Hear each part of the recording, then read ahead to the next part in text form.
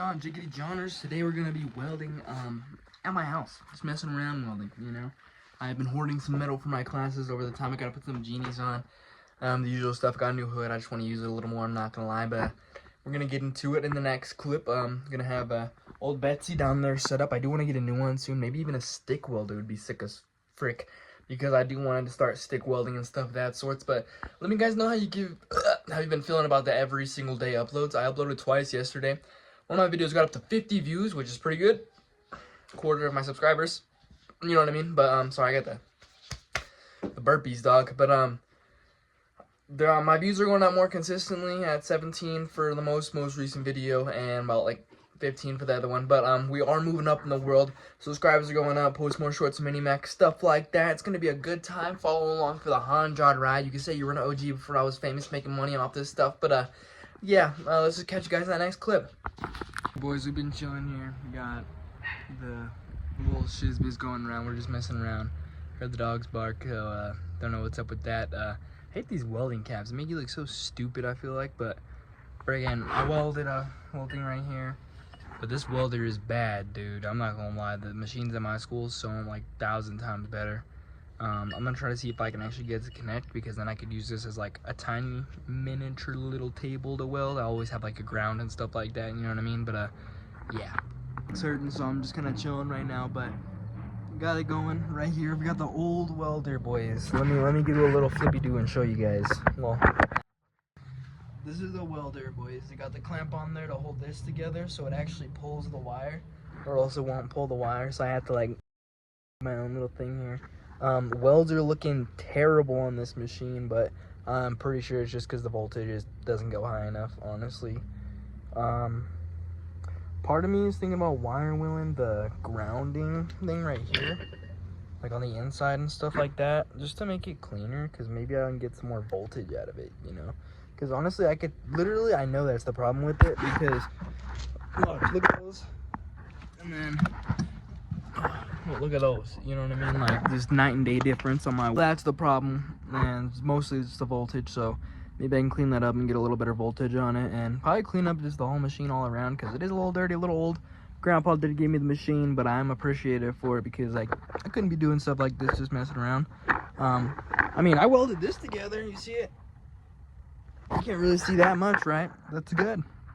So we're just gonna keep practicing with it, because eventually we were gonna be doing that truck over there. So yeah, well, what I wanted was a bigger ground, so instead of just the individual plates, but I guess that's not gonna happen, because the little tiny little bitch welder I have does not have the bolts to, you know, actually penetrate the metal and weld to the plate. So you could weld together kinda, and you just honk, and then it'll weld, like fall apart. But just got notified that there's no welding class tomorrow, which is actually a bummer. I wanted to go really bad. So don't know what I'm gonna do. Probably just hang out with my lady, because usually I just go there and then go to my lady's house. So it is 3:35, so I'm probably gonna head over to my girlfriend's work to pick her up right now, and then after that we're going to the grandma's house. So yeah, stay tuned for what I'm talking about in the next clip. I do want to talk about money and maybe learn a little bit more about investing, because I haven't learned about anything more since the last video. I'm not gonna lie to you guys. We gotta get on that, okay? But we'll see you guys there. I am learning more about trading as we speak. I will jump into a Hanjad on these guys about 2 in the morning.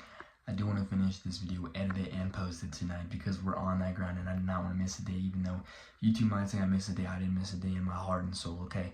So we're going to have those views keep rising up. We're going to keep moving forward and vibing.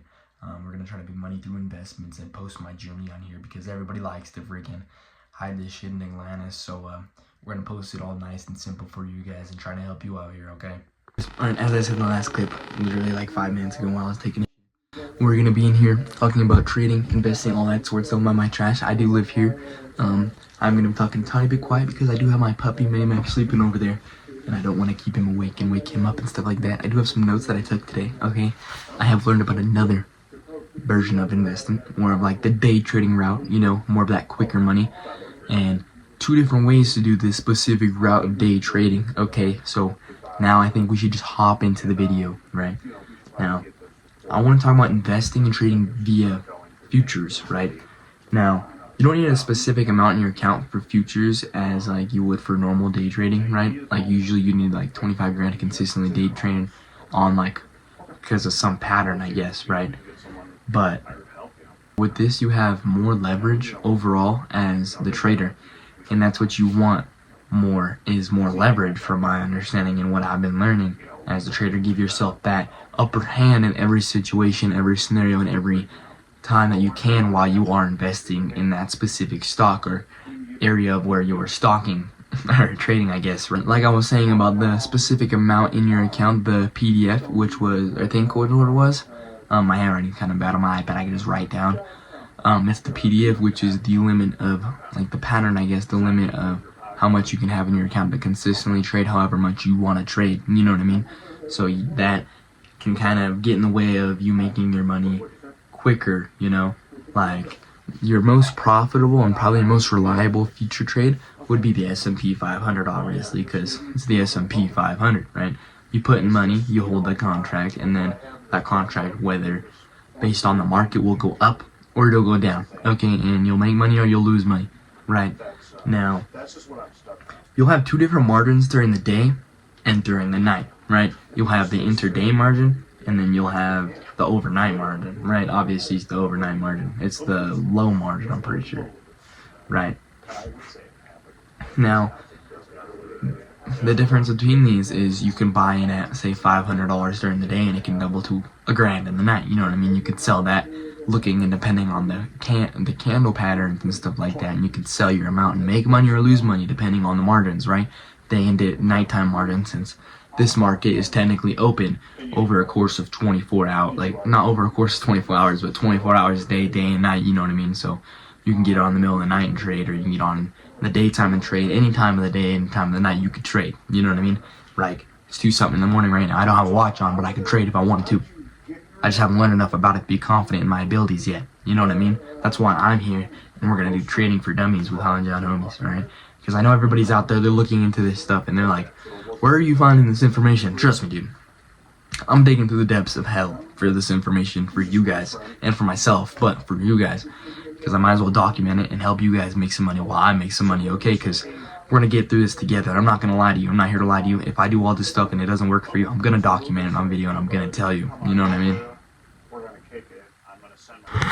Stocks trade on like something called like baller bangs or something like that, and they have ticks usually, which are smaller increments of movement in this stock, you know what I mean? So they usually different in increments. 1 point equals 4 ticks, and each different like currency is a different increment, right? An increment value.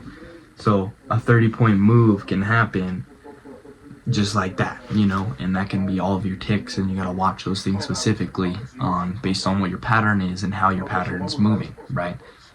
Something that I was pretty interested in personally, because obviously I'm not starting out with $1 million or thousands of dollars just doing this like most people who want to get into this, who don't have a bunch of money, but they have some money to obviously want to get into trading, because you do need some money no matter what, right? And which is micro futures, which is basically the same thing but a tenth of the size, right?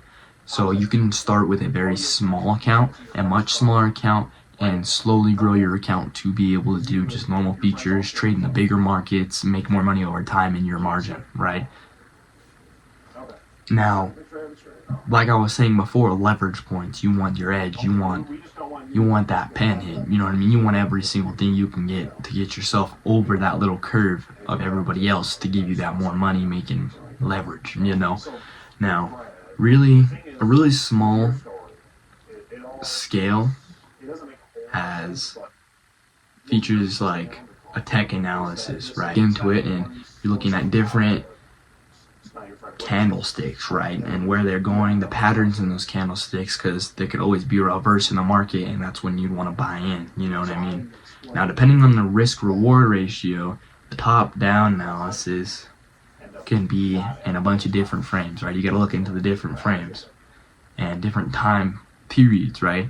Now, there are different time periods you could have when you're doing these day trading things, and I haven't found a good place to do the day trading, the future trading yet, but I will let you guys know when I do.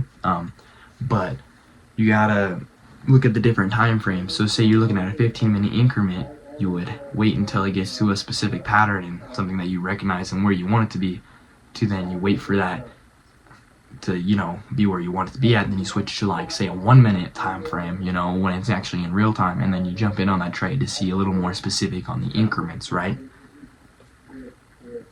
And just to try to see where it bounces off. Draw levels on like where places are at, just to see where the market will bounce off on the resistance or like the non-resistance and stuff like that, right? And I can't remember the increments of time. You switch the time to see specific patterns and increments of trade, obviously.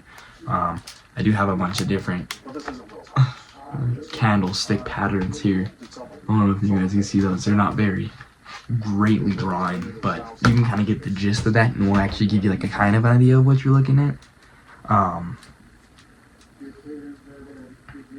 Yes, resistance, right? We want the market to be in resistance, and large of high probability in the market to reverse, or to like, you know, just you really want that reverse zone is what you're looking for when you actually do make your trade, or the key areas. You don't want to look at the micro movements of every single movement of that market, right? That will kind of mess you over in the long run. But if you look at that pattern, stick to that pattern, eventually you will make trade. Like the trend of direction, make sure that the trend you don't want to go into a market when it's going up and you notice that the trend's going to stay up and it doesn't seem to be dipping down. Don't go into that market unless that last candle is at the same exact green and ends past it or almost goes down more, you know what I mean? The bullish trend, like a bullish line, which I have another picture, but it's basically boom, boom, boom, boom on big jump of increments on the candlesticks, and there's another line following it, and then that straight line under it. And it follows the dips of every point in that market, and that's what you're tracking, right? You're tracking the dips, obviously, because you want to see when that market gets low to when you want to trade in, versus when it's super high, you want to see when it dips low, and then you want to buy in when you're thinking it's going to go high, because you don't want to be on an uprise in the market and bet on it to drop, then it just keeps going up on you. You know what I mean? There's another candle pattern. There's a 3-line strike. There's like the bullish and bearish patterns right there, and the 3-line strike, as you can see, these are the bullish and bearish, and that's a 3-line strike. Basically, bullish and bearish are just patterns in the candlesticks, and the 3-line strike is showing the big sellers on the close of the low rise time, on the low, you know. Use a timer whenever. I've heard that it helps you, so you can see the specific time that candle has finished or has formed and then will finish forming. And don't go in on a trade until you've actually seen that candle finish forming. You know what I mean? You don't want to go in half on a dip and it stops halfway through your dip and it starts to go up again, right? Or you know what I mean? And you're just like, oh shit, I could have got way more if I would have waited. You know? Or you don't want it to go down like a dip and then it closes that candle, or it doesn't close yet, and you go down and it just keeps dropping. You know what I mean? Now, yeah, you kind of got in there, but you could have got in there way lower and then for it to go on another high uprise. You know what I mean? But that's my understanding of the whole concept so far. And I hope, you know, investing for dummies with Hannah John kind of helps you guys out a little bit, because I'm trying to learn while you guys are trying to learn. Don't talk comments, okay? Help me out. I'm trying to help you out. You help me out. Don't be a dick, okay? Now, that's probably going to be the end of what I'm talking about, because it's 2 in the morning. I got to get this edited and posted and make a thumbnail, all that good jazz. So, yeah, we're probably going to cue the big red guy punching you guys in the face. We'll see you guys in the next video.